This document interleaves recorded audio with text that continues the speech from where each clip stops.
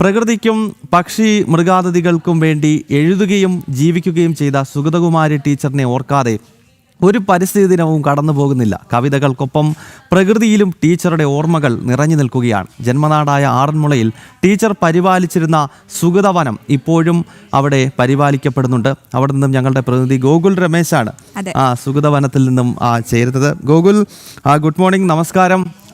ആറന്മുളയെ സംബന്ധിച്ചിടത്തോളം അതൊരു പൈതൃക ഗ്രാമമാണ്. ഒരു ഘട്ടത്തിൽ ആ പൈതൃക ഗ്രാമത്തെ നശിപ്പിക്കുവാനായി അവിടേക്ക് കുറച്ച് കോർപ്പറേറ്റ് ഭീമന്മാരെത്തുകയും അവിടെ എയർപോർട്ട് നിർമ്മിക്കാനുള്ള ശ്രമങ്ങളൊക്കെ നടന്നത് നമുക്കറിയാവുന്നതാണ്. KGS ഗ്രൂപ്പിൻ്റെയൊക്കെ നേതൃത്വത്തിൽ അന്ന് അതിനെതിരായ കുമ്മനം രാജേട്ടൻ്റെ നേതൃത്വത്തിൽ നടന്ന ഐതിഹാസികമായ പോരാട്ടത്തിൽ സുഗതകുമാരി ടീച്ചർ ഉണ്ടായിരുന്നു. അപ്പോൾ ടീച്ചർ പരിപാലിച്ചു പോകുന്ന ആ വനമാണല്ലോ ഗോകുലിൻ്റെ പിന്നിൽ കാണുന്നത്. അവിടുത്തെ വിശേഷങ്ങൾ എന്താണ്? പറയൂ ഗോകുൽ.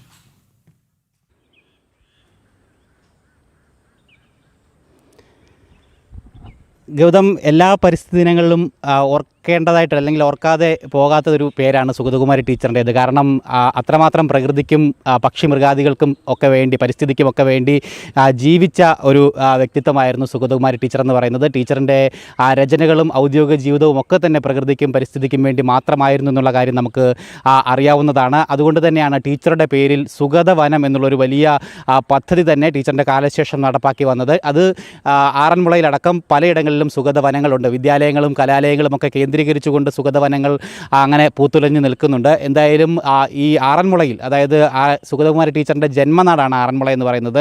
ആറന്മുളയിൽ ടീച്ചറിൻ്റെ വീടിന് തൊട്ട് സമീപത്ത് തന്നെ ഈ സുഗതവനം എന്നുള്ള പദ്ധതി ആവിഷ്കരിച്ചു പോരുന്നു. ടീച്ചർ പരിപാലിച്ചിരുന്ന പല വൃക്ഷലതാദികളും ഒക്കെ ഉണ്ട്. എനിക്ക് പിന്നിൽ കാണാവുന്നതാണ്. നമുക്കിപ്പോൾ അകത്തേക്ക് പ്രവേശിക്കാനായിട്ടൊരു ബുദ്ധിമുട്ടുണ്ട്, ഇപ്പോൾ കാലാവസ്ഥയൊക്കെ പ്രതികൂലമായതുകൊണ്ട് തന്നെ. എങ്കിൽ തന്നെയും നമുക്ക് കാണുവാനായിട്ട് സാധിക്കുന്നതാണ് ഒരു ഹരിതാഭ നിറഞ്ഞ അല്ലെങ്കിൽ പച്ചപ്പ് നിറഞ്ഞ ഒരിടമാണ് ഈ ആറന്മുള എന്ന് പറയുന്നത്. പ്രത്യേകിച്ച് ടീച്ചർ പരിപാലിച്ചിരുന്ന പല വൃക്ഷങ്ങളും അതോടൊപ്പം തന്നെ ചെടികളുമൊക്കെയാണ് ഇവിടെ ഉള്ളത്.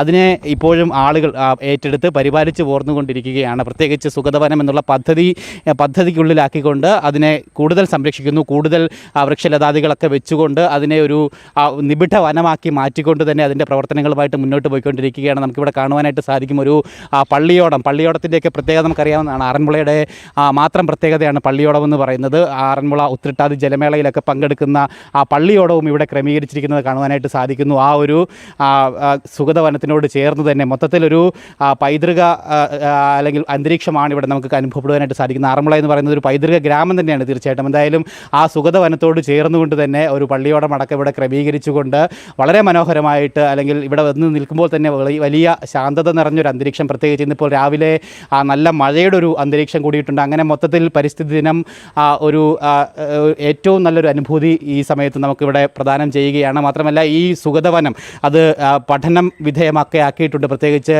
നിരവധി ഗവേഷകരും അതോടൊപ്പം തന്നെ പരിസ്ഥിതി വിദ്യാർത്ഥികളുമൊക്കെ ഇവിടെ എത്തി ഇവിടുത്തെ വൃക്ഷലതാദികളെ പറ്റിയൊക്കെ പഠിക്കുവാനുമൊക്കെ സമയം കണ്ടെത്തുന്നുണ്ട്. ഒപ്പം ആ രീതിയിൽ ഇതിനെ ഒരു ഗവേഷണ പഠന കേന്ദ്രമാക്കി കൂടി ഈ ഒരു സുഗതവനം മാറുകയും ചെയ്തിട്ടുണ്ട്. ഇന്നെന്തായാലും കുമ്മനം രാജശേഖരൻ, BJPയുടെ മുതിർന്ന നേതാവ്, അദ്ദേഹത്തിൻ്റെ നേതൃത്വത്തിൽ ഒരു കാര്യപരിപാടി കൂടി ഇതുമായി ബന്ധപ്പെട്ട്, പരിസ്ഥിതിയുമായി ബന്ധപ്പെട്ട് സുഗതവനത്തിൽ നടക്കുന്നുണ്ട്. അതായത് തിരഞ്ഞെടുക്കപ്പെട്ടിട്ടുള്ള കേരളത്തിലെ കലാലയങ്ങളിലെയും വിദ്യാലയങ്ങളിലെയും ഒക്കെ വിദ്യാർത്ഥികളും പ്രത്യേകിച്ച് NCC SPC പോലെയുള്ള ഈ കേഡറ്റുകളും ഒക്കെ തന്നെ അവരുടെയൊക്കെ നേതൃത്വത്തിൽ ഒരു യാത്ര സുഗതകുമാരി ടീച്ചറിൻ്റെ വീട്ടിൽ നിന്നും ഒപ്പം ഈ സുഗതവനത്തിലേക്ക്, വീടിന് തൊട്ട് സമീപത്തുള്ള ഈ സുഗതവനത്തിലേക്കും എത്തിച്ചേരുന്നൊരു യാത്ര ക്രമീകരിച്ചിട്ടുണ്ട്. ഉച്ചയോട് കൂടിയിട്ടാണ് ആ പരിപാടി നടക്കുന്നത്. ചലച്ചിത്ര സംവിധായകൻ ബ്ലസി ആയിരിക്കും ആ പരിപാടി ഉദ്ഘാടനം ചെയ്യുക എന്ന് അതിൻ്റെ സംഘാടകർ അറിയിക്കുകയും ചെയ്തിട്ടുണ്ട്. വിദ്യാർത്ഥികൾക്കൊക്കെ ഒരു പുതിയ അനുഭവമായിരിക്കും ഈ യാത്ര എന്നുള്ള കാര്യത്തിൽ യാതൊരു സംശയവുമില്ല. പ്രത്യേകിച്ച് കേരളത്തിൻ്റെ വിവിധ ഭാഗങ്ങളിൽ നിന്നുള്ള വിദ്യാർത്ഥികൾ ഇവിടെ എത്തുകയും സുഗതകുമാരി ടീച്ചറിൻ്റെ ടീച്ചർ നട്ടുപിടിപ്പിച്ച വൃക്ഷങ്ങളെപ്പറ്റി അറിയുകയും അതോടൊപ്പം തന്നെ ആ ടീച്ചറുടെ പരിസ്ഥിതി മൂല്യങ്ങളും ടീച്ചർ മുന്നോട്ട് വെച്ചിട്ടുള്ള പരിസ്ഥിതിക ആശയങ്ങളെപ്പറ്റിയും ഒക്കെ കൃത്യമായിട്ട് അറിയുവാനും പഠിക്കുവാനുമുള്ളൊരു അവസരം വിദ്യാർത്ഥികൾക്ക് എന്തായാലും ഈ പരിപാടിയിലൂടെ ഒരുങ്ങും എന്നുള്ളത് തന്നെയാണ്. എന്തായാലും അങ്ങനെ ഒരു പരിപാടി കൂടി പരിസ്ഥിതി ദിനത്തിൽ ക്രമീകരിച്ചിട്ടുണ്ട്. ആ പരിപാടിക്ക് കൃത്യമായിട്ട് അങ്ങനെ ഒരു ആശയം മുന്നോട്ട് വെച്ചത് BJPയുടെ മുതിർന്ന നേതാവ് കുമ്മനം രാജശേഖരനാണ്. അദ്ദേഹം അദ്ദേഹം ഇവിടെ ആറന്മുള നിയോജക മണ്ഡലത്തിൽ മത്സരിച്ചിരുന്ന ആ വേളയിൽ പ്രത്യേകിച്ച് ഈ സുഗതവനം കേന്ദ്രീകരിച്ചുകൊണ്ട് കൂടുതൽ പദ്ധതികളൊക്കെ ആവിഷ്കരിക്കുമെന്നുള്ള കാര്യം അദ്ദേഹം അറിയിച്ചിരിക്കുകയും ചെയ്തിരിക്കുകയാണ്. ഇതിനെയൊക്കെ സംരക്ഷിച്ചു പോരുന്നതിനും ടീച്ചറുടെ ആശയങ്ങളെ, പാരിസ്ഥിതിക ആശയങ്ങളെ സംരക്ഷിക്കുന്നതിനും അതിൻ്റെയൊക്കെ ഉദ്ബോധനത്തിനുമൊക്കെ ആയിട്ട് വേണ്ടി കൂടുതൽ കാര്യപരിപാടികൾ, കാര്യപദ്ധതികൾ ആസൂത്രണം ചെയ്ത് നടപ്പാക്കുമെന്നുള്ളൊരു വാഗ്ദാനം അദ്ദേഹം നൽകിയിരുന്നു. എന്തായാലും തെരഞ്ഞെടുപ്പിന് ശേഷവും അദ്ദേഹം ആ വാക്ക് പാലിക്കുകയാണ്. അദ്ദേഹത്തിൻ്റെ ആവശ്യപ്രകാരം തന്നെയാണ്, അദ്ദേഹം നിർദ്ദേശിച്ചത് പ്രകാരം തന്നെയാണ് ഇന്നെന്തായാലും ഈ സുഗതവനത്തിലേക്കൊരു യാത്ര, പ്രകൃതി യാത്ര എന്നുള്ള ആ ഒരു പദ്ധതി, ആ ഒരു പരിപാടി നടപ്പാക്കുവാനായിട്ട് ഒരുങ്ങുന്നത്. എന്തായാലും ഇന്നിപ്പോൾ രാവിലത്തെ ആദ്യ മണിക്കൂറുകളിൽ ഇവിടെ സന്ദർശകർ എത്തി തുടങ്ങിയിട്ടില്ല. അല്ലാത്ത ദിവസങ്ങളിലൊക്കെ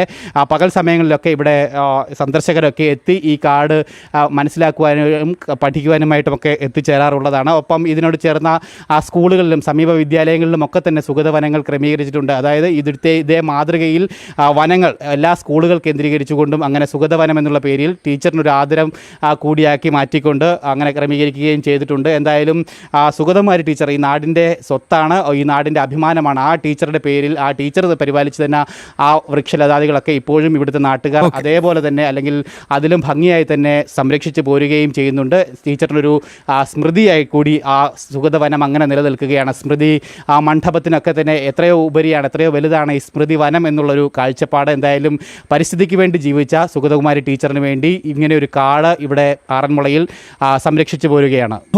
okay Gokul, thank you very much. കാരണം ഇന്നത്തെ ദിവസം ഇത്രയും പച്ചിപ്പുള്ള കാഴ്ച ജനത്തിൻ്റെ പ്രിയപ്പെട്ട പ്രേക്ഷകർക്ക് വേണ്ടി പങ്കുവച്ചതിന്. കാരണം ഹരിതാപമാണ് ഗോകുലിൻ്റെ പിന്നിൽ കാണുന്ന കാഴ്ചകൾ. പ്രകൃതി വരച്ചിട്ടൊരു ക്യാൻവാസ് പോലെയുണ്ട്.